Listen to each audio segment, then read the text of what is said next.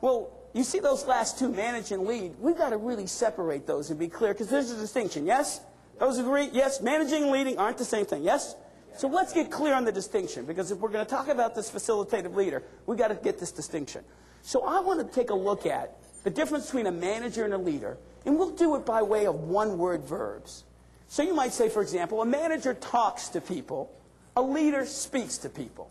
Now, we can agree that's not quite it. But we want to see for clearly, what's the difference between a manager and a leader? Team 2, going to leader. Team 2, anyone know what's a leader do with people? Who wants to take it? Empowers. We have inspires. Survey says inspires. There you go, there you go. Going back, Team 1. What's a leader do? What's a leader do with vision? Who's got it? We have creates over there. Survey says creates. Coming your way. Coming your way. Let's keep going. Team 2. We've got problems. What's a manager do with problems?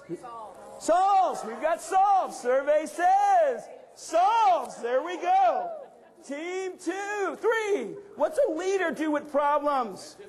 Anticipates. Survey says eliminates. Whoa, wait a minute. What's the difference between solving and eliminating?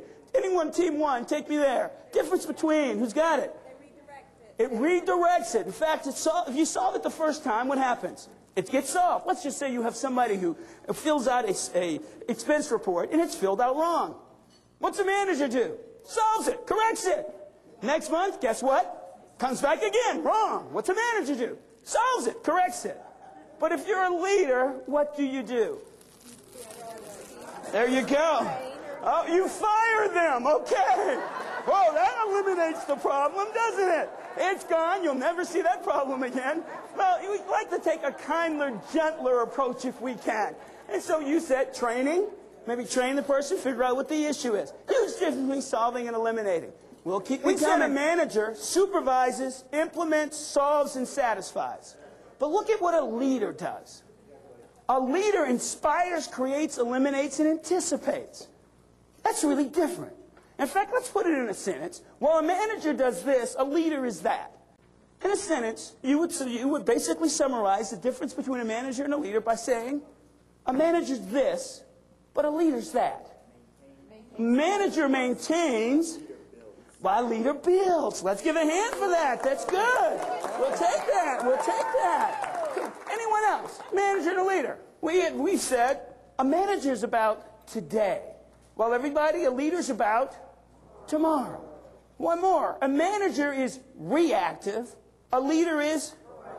And so very different. And in fact, very different. So we're saying a manager's on one side, a leader's on the other. And so I want to get real clear what this means.